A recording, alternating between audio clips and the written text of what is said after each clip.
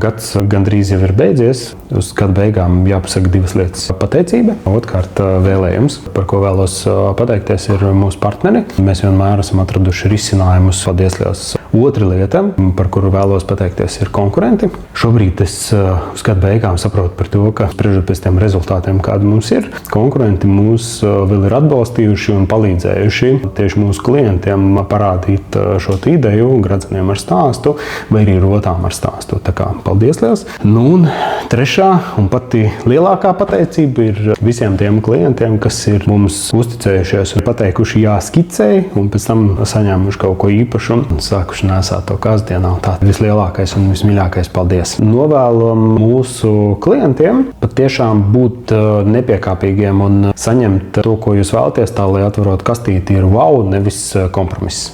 Laimīgu 2028. gadu un tiekamies. Visiem čau!